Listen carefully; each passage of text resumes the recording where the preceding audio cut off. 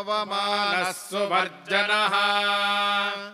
पवित्रेण विचर्षणिः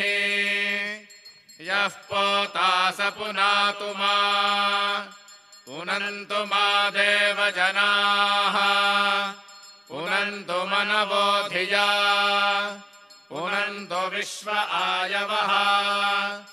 जातवेदः पवित्रवत् पवित्रेण पुनाहि मा शुक्रेण देवदीद्यते अग्ने क्रत्वा क्रतुगुम्रनो यत्ते पवित्रमर्चिषि अग्ने विततमन्तरा ब्रह्मतेन पुनीमहे उभाभ्याम् देवसवितः पवित्रेण सवेन च इदम् ब्रह्म पुनीमहे वैश्वदेवे पुनति देव्यागात् यस्यै बह्वे स्तनुवो वीतपृष्ठाः तया मदन्तः स धमाद्येषो वयज्ञस्यामपतयोरयीणाम् वैश्वानरो रश्मिभिर्मा पुनातु वातः प्राणेने शिरोमयो भोः द्यावा पृथिवी पयसा पयोभिः ऋतावरी यज्ञे मा पुनीताम् बृहद्भिः सवितस्त्रभिः वर्षिष्ठैर्देवमन्मभिः अग्ने दक्षैः पुनाहि मा येन देवा अपुनता येनापो दिव्यङ्गशः तेन दिव्येन ब्रह्मणा इदम् ब्रह्म पुनीमहे यः पावमानीरध्येति ऋषिभिः संहृतगुं रसम् सर्वगुं सपोतमश्नाति स्वदितम् मातरिश्वना पावमानीर्यो अध्येति ऋषिभिः संहृतगुं रसम् तस्मै सरस्वती दुहे क्षीरगुं सर्पिर्मधोदकम् पावमानी स्वस्त्ययनीः सुदुघाहि पयस्वतीः ऋषिभिः संहृतो रसः ब्राह्मणेष्वमृतगुं हितम् पावमानीर्दिशन्तु नः इमल्लोकमथो अमुम्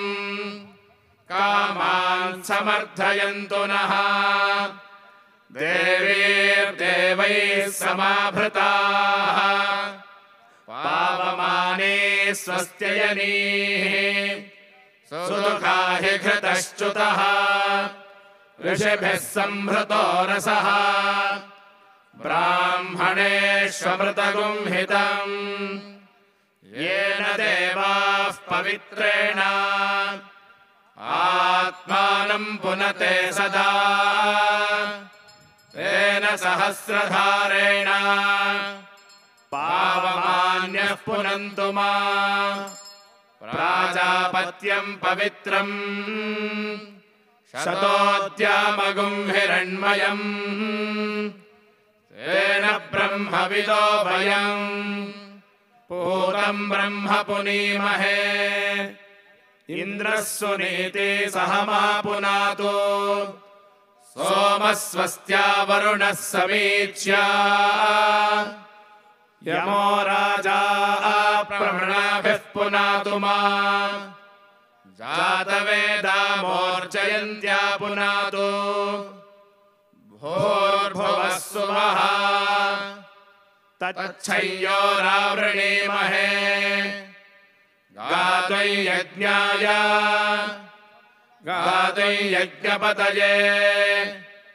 दैवी स्वस्तिरस्तु नः स्वस्तिर्मानुषेभ्यः ऊर्ध्वम् जिगातु भेषजम् शन्नो अस्तु द्विपदे शं चतुष्पदे ॐ शान्तिः शान्तिः शान्तिः भद्रं कर्णेभिः शृणुयाम देवाः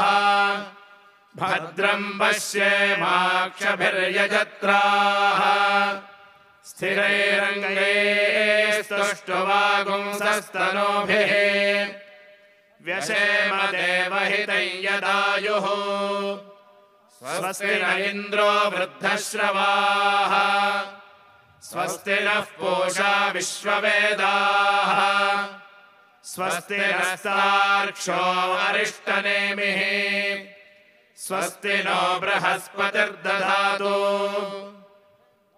ॐ शान्तिः शान्तिः शान्तिः ॐ नमस्ते गणपतये त्वमेव प्रत्यक्षं तत्त्वमसि त्वमेव केवलं कर्तासि त्वमेव केवलं धर्तासि त्वमेव केवलं हर्तासि त्वमेव सर्वं खल्विदं ब्रह्मासि त्वं साक्षादात्मासि नित्यम् ऋतं वच्मि सत्यं वच्मि अवत्वं माम् अववक्तारम् अवश्रोतारम् अवदातारम् अवधातारम् अवानोचानमवशिष्यम् अवपश्चात्तात् अवपुरस्तात्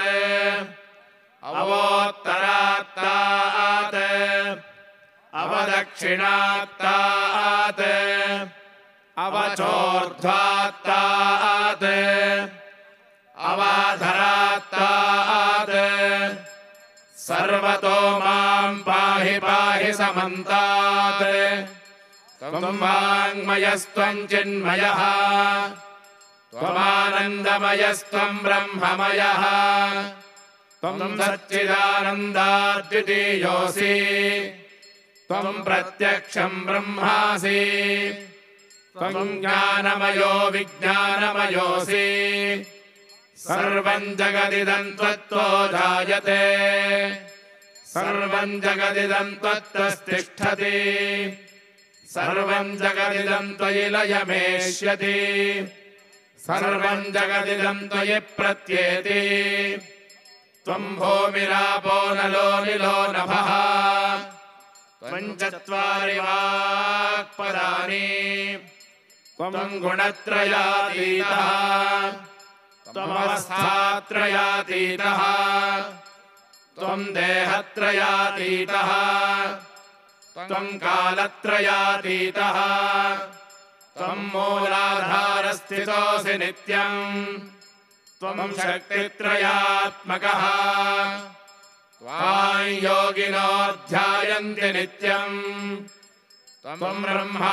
त्वं विष्णुस्त्वं रुद्रस्त्वमिन्द्रस्त्वमग्निस्त्वं वायुस्त्वं सूर्यस्त्वं चन्द्रमास्त्वं ब्रह्म भूर्भुवः सुवरो गणादीं पूर्वमुच्चार्य वर्णादीं तदनन्तरम् अनुसारः परतरः अर्धेन्दुलसितम् तारेण रुद्धम् एतत्तव मनुस्वरूपम् गकारः पूर्वरूपम् अकारो मध्यमरूपम् अनुस्वारश्चान्त्यरूपम् बिन्दुरुत्तररूपम् नादः सन्धानम् संहिता सन्धिः सैषा गणेशविद्या गणकऋषिः निजद्गायत्री छन्दः श्रीमहागणपतिर्देवता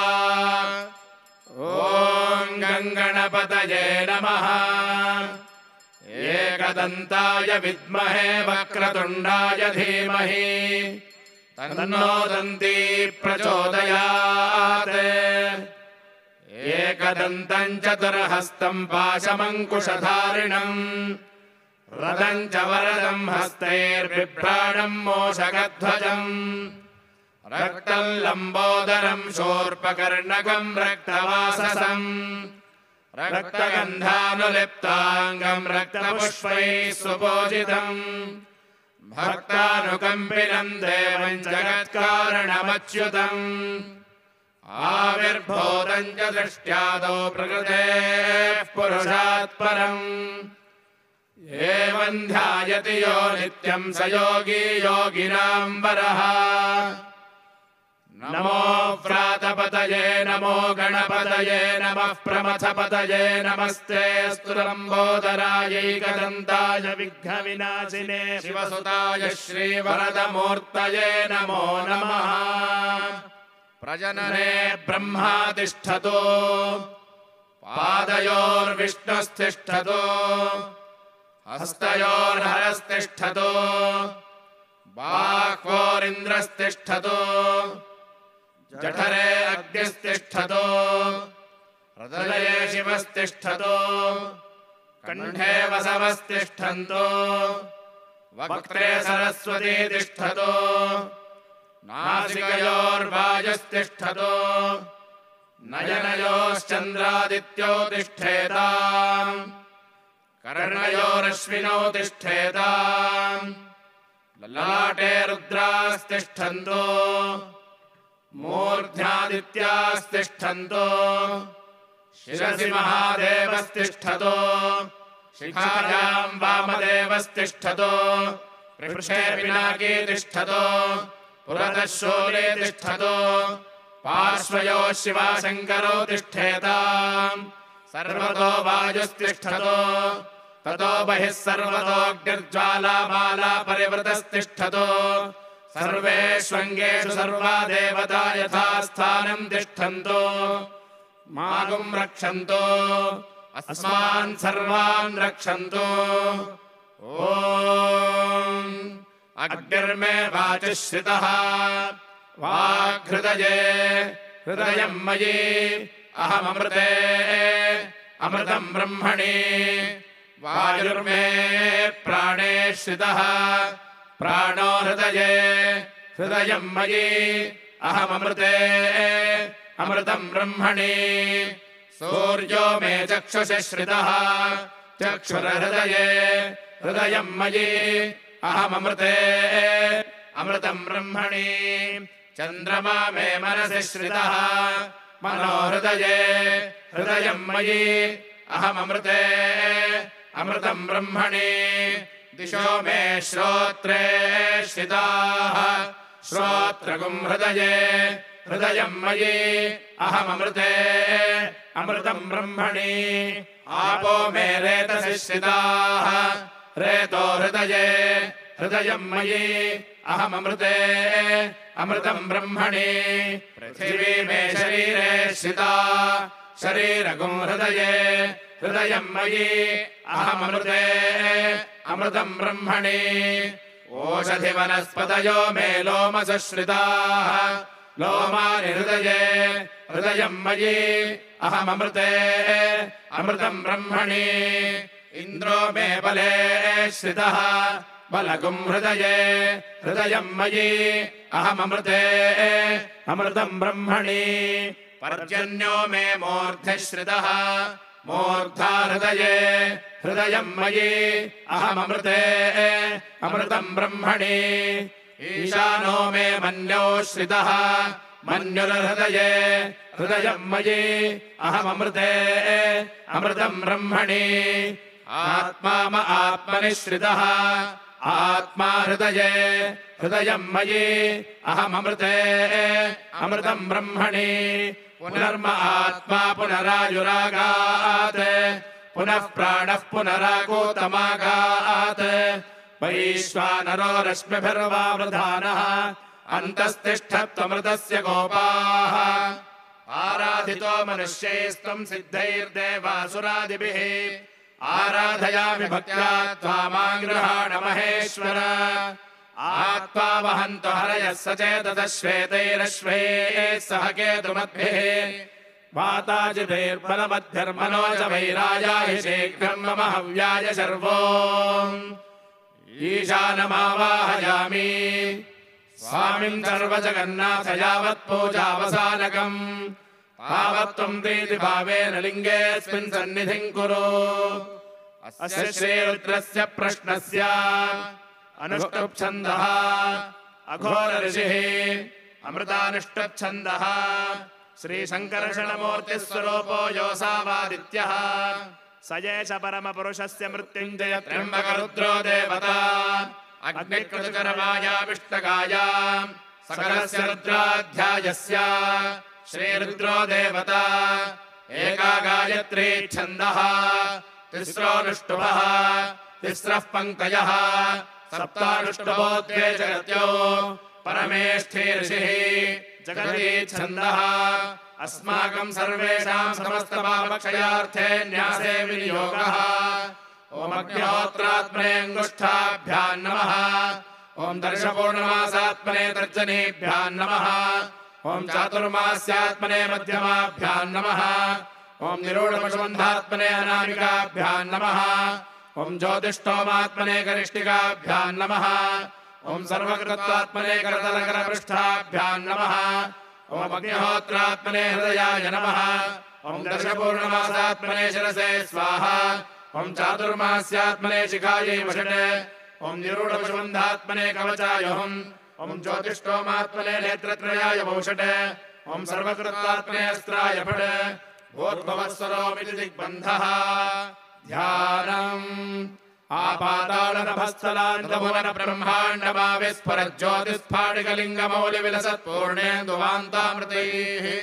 हस्तोकापृतमेकमीशमनिशम् रुद्रानुवाकाञ्जबन्ध्याये दीप्सितसिद्धये गुरुपदम् विप्रोऽभिषिञ्चेच्छिवम् ब्रह्माण्डव्याप्तदेहाभसितहिमरुचा भासमाना भुजङ्गैः कण्ठे कालाः कपर्धा चण्डको दण्डहस्ताः रुद्राक्षभूषाः प्रकटितवयः शाम्भवा मूर्तिभेदा रुद्राः श्रीरुद्रसूक्तप्रकटितविभवानः प्रयच्छन्तु सौख्यम् कैलासशिखरे रम्ये शङ्करस्य शिवालये देवताः तत्र मोदन्ते तन्मे मनः शिवसङ्कल्पमस्तु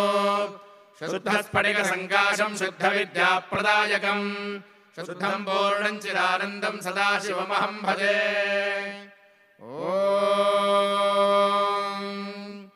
शञ्च मे मयश्च मे प्रियञ्च मे लुकामश्च मे कामश्च मे सौमनसश्च मे भद्रञ्च मे श्रेयश्च मे वस्यश्च मे यशश्च मे भगश्च मे द्रविणञ्च मे यन्ता च मे धर्ता च मे क्षेमश्च मे धतश्च मे विश्वञ्च मे महश्च मे संविच्च मे ज्ञात्रञ्च मे सोश्च मे प्रसोश्च मे सीरञ्च मे लयश्च मरुतञ्च मे मृतञ्च मे यक्ष्मञ्च मे नामयच्च मे जीवातुश्च मे दीर्घायुक्तञ्च मे न मित्रञ्च मे भयञ्च मे सुखञ्च मे शयनञ्च मे घोषा च मे सुदिनञ्च मे इडादेवहोर्मनुर्यज्ञनेर्बृहस्पतिरुक्थामदानि शगुंसिषद्विश्वे देवाः सोक्तवाचः पृथिवीमातर्माहिगुंसीर्मधुमनिष्ये मधुजनिष्ये मधुवक्ष्यामि मधुवदिष्यामि मधुमतीम् देवेभ्यो वाचमुद्यासकुं शुश्रूषेण्याम् मनुष्येभ्यस्तम् मा देवा अवन्तु शोभायै पितरोऽनुमोदन्तु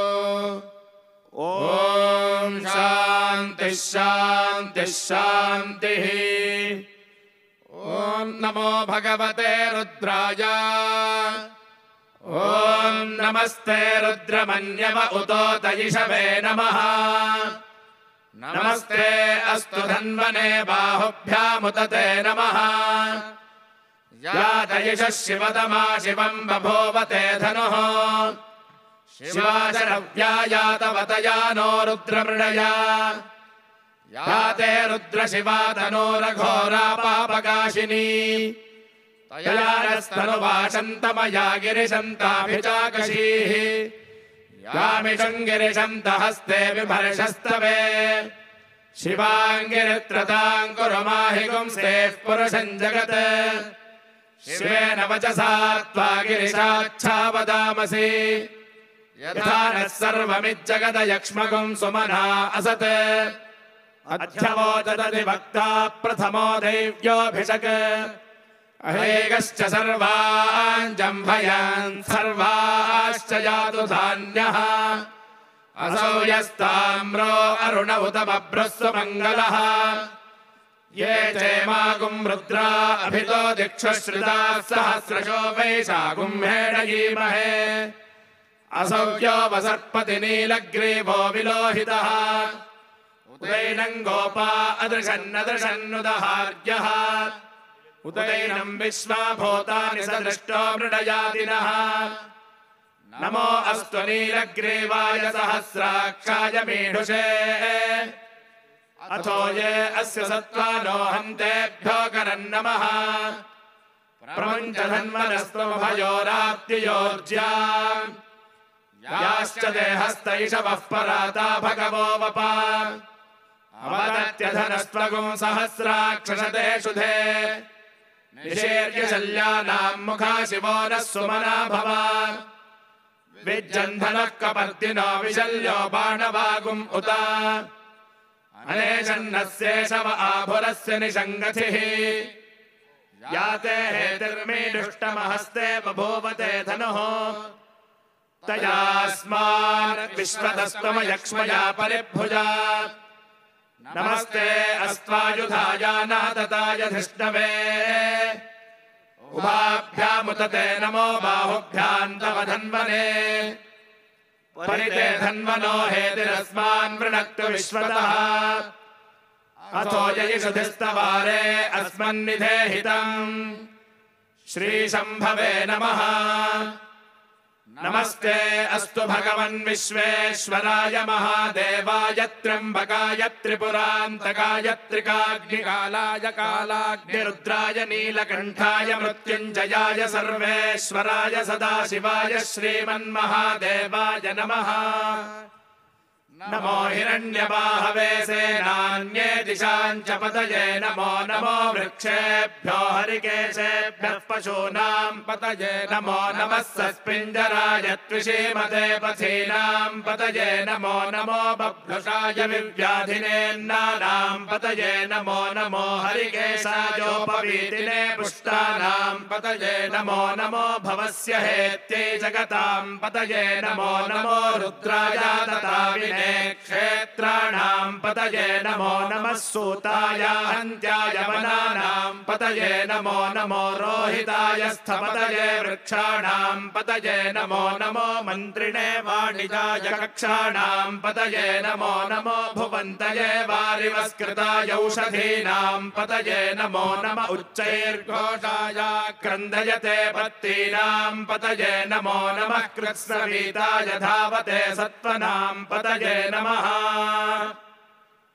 नमः सहमानाय निव्याधिन आव्याधिनीनां पतये नमो नमः ककुभाय निषङ्गिणे स्तेनानां पतये नमो नमो निषङ्गिण यशुधिमते तस्कराणां पतये नमो नमो वञ्चते परिवञ्चते स्थायूनां पतये नमो नमो निचेरवे परिचरायारण्यानां पतये नमो नमः सृगाविभ्यो जिघागुंसद्भ्यो मुष्टतां पतये नमो नमो सिमद्भ्यो नक्तञ्चरद्धप्रगृन्तानां पतये नमो नम उष्णीषिणे गिरिचराय कुलुञ्चानां पतये नमो नम इषुमद्भ्यो धन्वाविभ्यश्च वो नमो नम आतन्वानेभ्यः प्रतिदधानेभ्यश्च वो नमो नम आयच्छद्भ्यो विसृजद्भ्यश्च वो नमो नमोऽस्यद्भ्यो विद्धद्भ्यश्च वो नमो नम आसीनेभ्यः शयानेभ्यश्च वो नमो नमः स्वपद्भ्यो जाग्रद्भ्यश्च वो नमो नमस्तिष्ठद्भ्यो धावद्भ्यश्च वो नमो नमः सभाभ्यः सभापतिभ्यश्च वो नमो नमो अश्वेभ्योऽश्वपतिभ्यश्च वो नमः नमः व्याधिनीभ्यो विविध्यन्तेभ्यश्च वो नमो नम उगणाभ्यस्त्रिगुंहतेभ्यश्च वो नमो नमो गृत्सेभ्यो गृत्सपतिभ्यश्च वो नमो नमो व्रातेभ्यो व्रातपतिभ्यश्च गणपतिभ्यश्च वो नमो नमो गणेभ्यो गणपतिभ्यश्च वो नमो नमो विरूपेभ्यो विश्वरूपेभ्यश्च वो नमो नमो महद्भ्यः क्षुल्लकेभ्यश्च वो नमो नमो रथेभ्यो रथेभ्यश्च वो नमो नमो रथेभ्यो रथपतिभ्यश्च वो नमो नमः सेनाभ्यः सेनानिभ्यश्च वो नमो नमः क्षत्रभ्यः सङ्ग्रहेतृभ्यश्च वो नमो नमस्तक्षभ्यो रथकारेभ्यश्च वो नमो नमः कुलालेभ्यः कर्मारेभ्यश्च वो नमो नमः पुञ्जिष्टेभ्यो निषादेभ्यश्च वो नमो नमः सकृद्भ्यो धन्वगद्भ्यश्च वो नमो नमो मृगयुभ्यः स्वनिभ्यश्च वो नमो नमः स्वभ्यः स्वपतिभ्यश्च वो नमः नमो भवाय च रुद्राय च नमः सर्वाय च पशुपतये च नमो नीलग्रीवाय च शितिकण्ठाय च नमः कपर्दिने च व्युप्तकेशाय च नमः सहस्राक्षाय च शतधन्वने च नमो गिरिशाय च शिपिविष्टाय च नमो मेरुष्टमाय च सुमते च नमो ह्रस्वाय च वामनाय च नमो बृहते च वर्षीयसे च नमो वृद्धाय च संवृद्धने च नमो अग्र्याय च प्रथमाय च नम आशवे चाजिराय च नमः शीघ्र्याय च शेभ्याय च नम ऊर्म्याय च वस्वन्याय च नमः स्रोतस्याय च द्वीप्याय च नमो ज्येष्ठाय च कनिष्ठाय च नमः पूर्वजाय च परजाय च नमो मध्यमाय च पगल्भाय च नमो जघन्याय च बुद्धियाय च नमः सोऽभ्याय च प्रतिसर्याय च नमो याम्याय च क्षेम्याय च नमः उर्वर्याय च खल्याय च नमः श्लोक्याय च वसान्याय च नमो वन्याय च कक्ष्याय च नमः श्रवाय च प्रतिश्रवाय च नमः आशुषेणाय च सुरथाय च नमः शूराय चावभिन्दते च नमो वर्मिणे च वरोधिने च नमो बिल्मिने च कवचिने च नमः श्रुताय च श्रुतसेनाय च नमो दुन्दुभ्याय च हनन्याय च नमो धृष्णवे च प्रमृषाय च नमो दूताय च प्रहिताय च नमो निषङ्गिणे चेषुधिमते च नमस्तीक्ष्णे शवे च युधिने च नमः स्वायुधाय च सुधन्वने च नमः श्रुत्याय च पथ्याय च नमः काट्याय च नीप्याय च नमः सोद्याय च सरस्याय च नमो नाद्याय च वैशन्ताय च नमः कोप्याय च वट्याय च नमो वर्ष्याय च वर्ष्याय च नमो मेघ्याय च विद्युत्याय च नम ईध्र्याय च तप्याय च नमो वात्याय च रेश्म्याय च नमो वास्तव्याय च वास्तुपाय च नमः सोमाय च रुद्राय च नमस्ताम्राय च अरुणाय च नमः शङ्गाय च पशुपतये च नम उग्राय च भीमाय च नमो अग्रे वधाय च दूरे वधाय च नमो हन्त्रे च हनीयसे च नमो वृक्षेभ्यो हरिकेशेभ्यो नमस्ताराय नमः शम्भवे च मयो भवे च नमः शङ्कराय च मयस्कराय च नमः शिवाय च शिवतराय च नमस्तीर्थ्याय च कोल्याय च नमः पार्याय च वार्याय च नमः प्रतरणाय चोत्तरणाय च नम आतार्याय च लाद्याय च नमः षष्ट्याय च फेन्याय च नमः सिगत्याय च प्रवाह्याय च नमः हिरण्याय च प्रपथ्याय च नमः किगुंशिलाय च क्षयणाय च नमः कपर्दिने च पुलस्तये च नमो गोष्ठ्याय च गृह्याय च नमः स्तल्प्याय च गेह्याय च नमः काट्याय च गह्वरेष्ठाय च नमो हृदयाय च निवेश्याय च नमः पागुंसव्याय च रजस्याय च नमः शुष्क्याय च हरित्याय च नमो लोप्याय जोलप्याय च नम ऊर्व्याय च सोर्म्याय च नमः पर्ण्याय च पर्णशद्याय च नमोपगुरमाणाय च विघ्नते च नम आखिदते च प्रखिदते च नमो वह्किरिकेभ्यो देवानागुं हृदयेभ्यो नमो विक्षीणकेभ्यो नमो विचिन्वत्केभ्यो नम आनिर्हतेभ्यो नम आमीवत्केभ्यः द्रापे अन्धसस्पते दरिद्रन्नीललोहिता येषाम् पुरुषाणामेषाम् पशूनाम् मा भेर्मा रोमो येषाम् किञ्च नाम मत् या ते रुद्रशिवा तनोः शिवा विश्वाह भेषजी शिवा रुद्रस्य भेषजीतया नो मृडजीवसे इमागुं रुद्राय तवसे कपर्दिने क्षयद्वीराय प्रभरामहे मतिम् यथा नः शमसद्विपदे चतुष्पदे विश्वं पुष्टं ग्रामे अस्मिन्ननातुरम् मृणानो रुद्रोतनो मयस्कृधि क्षयद्वीराय नमसा विधेमते यच्छञ्चयोश्च मनुरायजे पिता ददश्याम तव रुद्रप्रणीतौ मानो महान्तमुदमानो अर्भगम् मानवुक्षन्तमुदमानवुक्षितम् मानो वधेः पितरम् मोदमातरम् प्रियामानस्तनुवो रुद्ररीरिषः मानस्तोकेतनये मान आयुषि मानो गोषु मानो अश्वेषुरीरिषः वीरान्मानो रुद्रभामितो वधीर्हविष्मन्तो नमसा विधेमते आरात्ते गोघ्न उत पूरुषघ्ने क्षयद्वीराय सुम्नमस्मेते अस्तु रक्षा च नो अधिकदेव प्रोक्यदा च नः शर्म यच्छद्विपरहाः सुभिः सुदङ्गर्तसदयुवानम् मृगन्न भीममुपहत्तुमुग्रहम् मृडाचरित्रे रुद्रस्तवानो अन्यन्ते अस्मन्निव पन्तु सेनाः परिणो रुद्रस्य हेतर्वृणक्तुपरित्रेषस्य दुर्मतिरघायोः अवस्थिरा मघवद्भस्तनश्वमेढस्तोकायतनयाय मृडया मेढुष्टमशिवतमशिवो नः सुमना भवा परमे वृक्ष आयुधन्निधाय गत्तिम् वसान आचर पिनाकम् बिभ्रदागहि विकीर्णविलोहित नमस्ते अस्तु भगवः यास्ते सहस्रगुं हेतयोऽन्यमस्मन्निव पन्तु ताः सहस्राणि सहस्रधा बाहुवोस्तव हेतयः तासामीशानो भगवः पराचीना मुखाकृधि सहस्राणि सहस्रशो ये रुद्रा अधिभूम्या तेषागुं सहस्रयोजने वधन्वानि तन्मसि अस्मिन्महत्यर्णवेऽन्तरिक्षे भवा अधि नीलग्रीवाश्चितिकण्ठाः शर्वा अधः क्षमाचराः नीलग्रीवाश्चितिकण्ठादिवगुं रुद्रा उपश्रिताः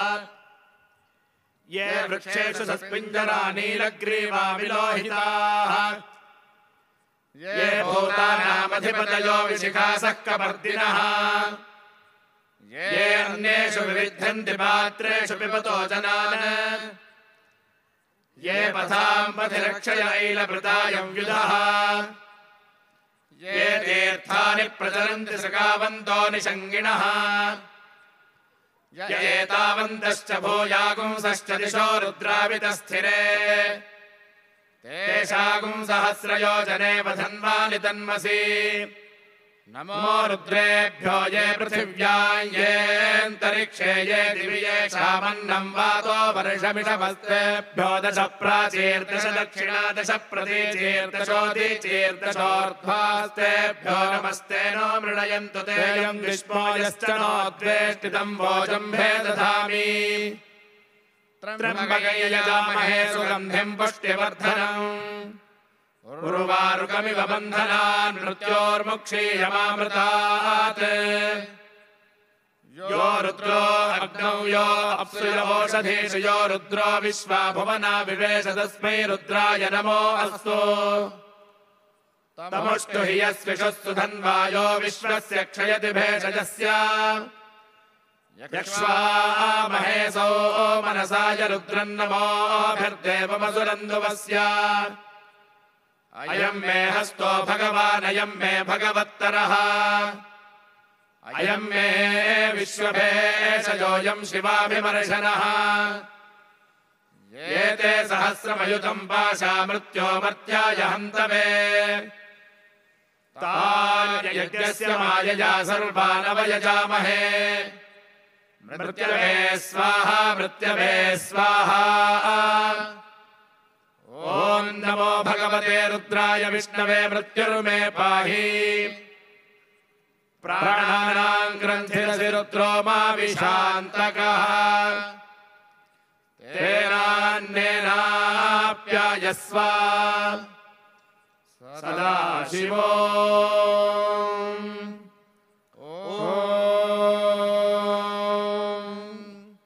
अग्ना विष्णो सजोषसे मा वर्धन्तु वाङ्गिरः जुम्नेर्वाजेभिरागतम् वाजश्च मे प्रसवश्च मे प्रयतिश्च मे प्रसिद्धिश्च मे धीतिश्च मे क्रतुश्च मे स्वरश्च मे श्लोकश्च मे श्रावश्च मे श्रुतिश्च मे ज्योतिश्च मे सुवश्च मे प्राणश्च मे पानश्च मे व्यानश्च मे सुश्च मे चित्तञ्च म आधीतञ्च मे वाक्च मे मनश्च मे चक्षुश्च मे श्रोत्रञ्च मे दक्षश्च मे बलञ्च म वोजश्च मे सहश्च म आयुश्च मे जरा च म आत्मा च मे तनोश्च मे शर्म च मे वर्म च मे अङ्गानि च मे स्थानि च मे परोगुंसि च मे शरीराणि च मे ज्येष्ठ्यं च म आधिपत्यं च मे मन्युश्च मे भावश्च मे मश्च मे म्भश्च मे धेमा च मे महिमा च मे वरिमा च मे प्रथिमा च मे वश्मा च मे द्राघुजा च मे वृद्धं च मे वृद्धिश्च मे सत्यं च मे श्रद्धा च मे जगच्च मे धनं च मे वशश्च मे त्रिशिश्च मे क्रीडा च मे मोदश्च मे जातं च मे जनिष्यमाणं च मे सूक्तं च मे सुकृतं च मे वित्तं च मे वेद्यं च मे भूतं च मे भविष्यच्च मे सुखं च मे सुपथं च मरुद्धं च मरुद्धिश्च मे क्लप्तं च मे क्लप्तिश्च मे मतिश्च मे सुमतिश्च मे शञ्च मे मयश्च मे प्रियञ्च मे लुकामश्च मे कामश्च मे सौमनसश्च मे भद्रञ्च मे श्रेयश्च मे वस्यश्च मे यशश्च मे भगश्च मे द्रविणञ्च मे यन्ता च मे धर्ता च मे क्षेमश्च मे धृतिश्च मे विश्वं च मे महश्च मे संविच्च मे ज्ञात्रञ्च मे सोश्च मे प्रसोश्च मे सीरञ्च मे लयश्च मरुतञ्च मे मृतञ्च मे यक्ष्मञ्च मे नामयच्च मे जीवातुश्च मे दीर्घायुत्वञ्च मे मित्रं च मे भयं च मे सुखं च मे शयनं च मे सोषा च मे सुदिनं च मे ऊर्च मे सोनृता च मे पयश्च मे रसश्च मे घृतं च मे मधु च मे सग्धिश्च मे सपेतिश्च मे कृषिश्च मे वृष्टिश्च मे जैत्रं च म औद्भिद्यं च मे रयिश्च मे रायश्च मे पुष्टं च मे पुष्टिश्च मे विभुज मे प्रभुज मे बहुज मे भोजश्च मे पूर्णं च मे पूर्णतरं च मे क्षितिश्च मे गोयवाश्च मेऽन्नं च मे क्षुच्च मे व्रीहयश्च मे यवाश्च मे माषाश्च मे तिलाश्च मे मुद्गाश्च मे खल्वाश्च मे गोधूमाश्च मे वसुराश्च मे प्रियङ्गवश्च मे नवश्च मे श्यामाकाश्च मे नीवाराश्च मे अश्मा च मे मृत्तिका च मे गिरयश्च मे पर्वताश्च मे सिगताश्च मे वनस्पतयश्च मे हिरण्यं च मे यश्च मे सीसं च मे त्रपुश्च मे श्यामं च मे लोहं च मे अग्निश्च म आपश्च मे वीरुधश्च मवोटधयश्च मे कृष्णपच्यं च मे कृष्णपच्यं च मे ग्राम्याश्च मे पशव आरण्याश्च यज्ञेन कल्पन्तां वित्तं च मे वित्तिश्च मे भूतं च मे भूतिश्च मे वसु च मे वसतिश्च मे कर्म च मे शक्तिश्च मे अर्थश्च मयेमश्च मयितिश्च मे गतिश्च मे अग्निश्च मयिन्द्रश्च मे सोमश्च मयिन्द्रश्च मे सविता च मयिन्द्रश्च मे सरस्वती च मयिन्द्रश्च मे पूषा च मयिन्द्रश्च मे बृहस्पतिश्च मयिन्द्रश्च मे मित्रश्च मयिन्द्रश्च मे वरुणश्च मयिन्द्रश्च मे त्वष्टा च मयिन्द्रश्च मे धाता च मयिन्द्रश्च मे विष्णुश्च मयिन्द्रश्च मे अश्विनौ च मयिन्द्रश्च मे मरुतश्च मयिन्द्रश्च मे विश्वे च मे देवा इन्द्रश्च मे पृथिवी च मयिन्द्रश्च मे अन्तरिक्षं च मयिन्द्रश्च मे द्यौश्च मयिन्द्रश्च मे दिशश्च मयिन्द्रश्च मे मूर्धा च मयिन्द्रश्च मे प्रजापतिश्च मयिन्द्रश्च मे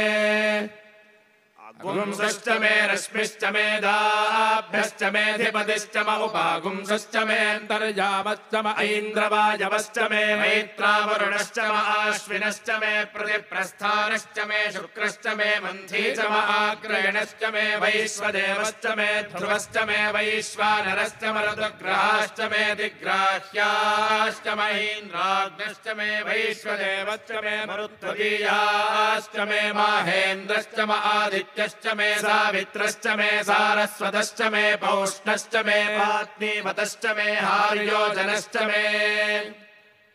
इद्धुमश्च मे बर्हिश्च मे वेदिश्च मे धृष्णियाश्च मे सृजश्च मे चमसाश्च मे ग्रावाणश्च मे स्वरवश्च म उपरवाश्च मे धिषवणे च मे द्रोणकलशश्च मे वायव्यानि च मे भूतभृच्च म आधवनीयश्च म आग्नेद्धं च मे हविर्धानं च मे ग्रहाश्च मे सदश्च मे पुरोडाशाश्च मे पचदाश्च मे वभृतश्च मे स्वगाकारश्च मे अग्निश्च मे घर्मश्च मे अर्कश्च मे सूर्यश्च मे प्राणश्च मे श्वमेधश्च मे पृथिवी च मे दितिश्च मे दितिश्च मे द्यौश्च मे षट्वरीरङ्गुलयोदिशश्च मे यज्ञेन कल्पन्तामृक्ष मे साम च मे स्तोमश्च मे यजुश्च मे दीक्षा च मे तपश्च मरुदश्च मे व्रतं च मे होरात्रयोर्वृष्ट्या बृहद्रथन्तरे च मे यज्ञेन कल्पेताम्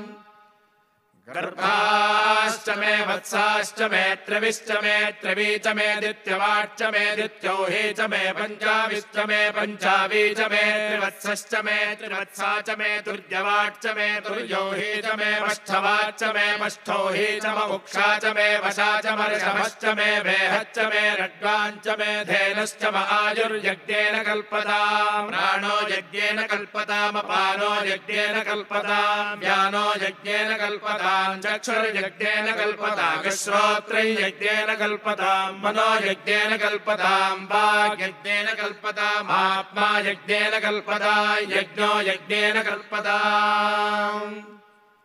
एका च मे तिस्रश्च मे पञ्च च मे सप्त च मे नव च म एकादश च मे त्रयोदश च मे पञ्चदश च मे सप्तदश च मे नवदश च म एकविंशतिश्च मे त्रयोविंशतिश्च मे पञ्चविंशतिश्च मे सप्तविंशतिश्च मे नवविंशतिश्च म एकत्रिंशच्च मे त्रयस्त्रिंशच्च मे चतस्रश्च मे अष्टौ च मे द्वादश च मे षोडश च मे विंशतिश्च मे चतुर्विंशतिश्च मे अष्टाविंशतिश्च मे द्वात्रिंशच्च मे षट्त्रिंशच्च मे चत्वारिंशच्च मे चतुश्चत्वारिंशच्च मे अष्टाचत्वारिंशच्च मे वाजश्च प्रसवश्चाभिदश्च क्रतुश्च सुवश्च मूर्धा च व्यष्टियश्चाध्यायनश्चान्त्यश्च भुवनश्च भुवनश्चाधिपतिश्च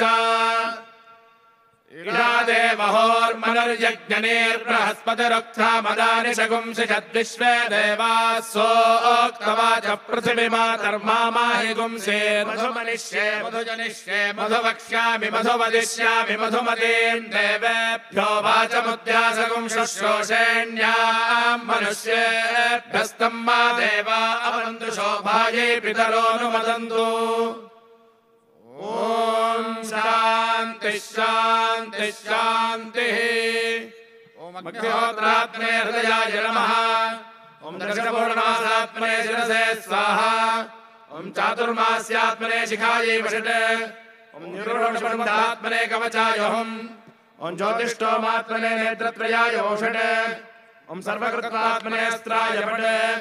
भूर्भुवस्सुरोऽमिदिग्विमोकः शुद्धस्फटिक संकाशं शुद्ध विद्या प्रदायकं शुद्धं पूर्णं चिदानन्दं सदाशिवमहं भजे। ओम जातवेदसे सुनवाम सोममराति यतो निदहाति वेदः सनः परिषदति दुर्गाणि विश्वानावेव सिन्धुं दुरितात्यग्निः तामग्निवर्णान् तपसा ज्वलन्तीं वैरोचनीं कर्मफलेषु जुष्टाम् दुर्गां देवीगुं शरणमहं प्रपद्ये सुतरसितरसे नमः। अग्ने त्वं पारयानव्यो अस्मान् स्वस्तिभिरति दुर्गाणि विश्वा ओश्च पृथ्वी बहुलान उर्वी भवातोकायतनयाय शंयोः विश्वानिनो दुर्गः जातवेदः सिन्धुन्ननावादुरितादिपर्षि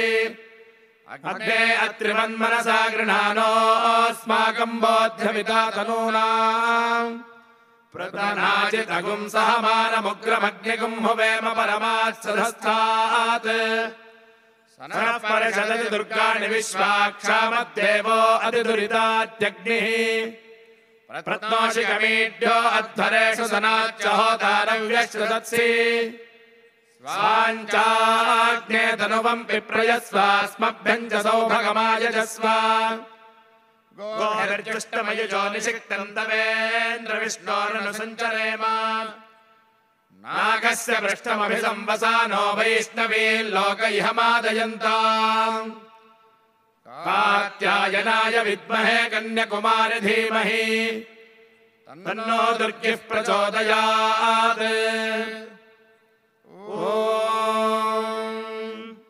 ॐ समित्युवसे वृषन्नग्ने विश्वान्यर्या इळस्पदे समिध्यसे स नो वसून्याभरा सङ्गच्छध्वम् संवदध्वम् संवोमनांसि जानताम् देवा भागै यथा पूर्वे सञ्जानाना उपासते समानो मन्त्रः समितिः समानी समानम् मनः सह चित्तमेषाम् समानम् मन्त्रमभिमन्त्रयेव समानेन वो हविषा जुहोमि समानी वाकोतिः समाना हृदयानि वः समानमस्तु वो मनो यथा वस्तु सहासति ॐ नमो ब्रह्मणे नमो अस्तग्नये नमः पृथिव्यै नमोषधीभ्यः नमो वाचे नमो वाचस्पतये नमो विष्णवे बृहते करोमि ॐ शान्तिः शान्तिः शान्तिः आभिर्गीर्भिर्यदतो नमो नमाप्यायय हरिवो वर्धमानः यदा स्तोत्रभ्यो महि गोत्रारुजासि भोजिष्ठभाजो अदते स्यामा ब्रह्म प्रावादिष्पतन्नो माहासीत् ॐ शान्तिः शान्तिः शान्तिः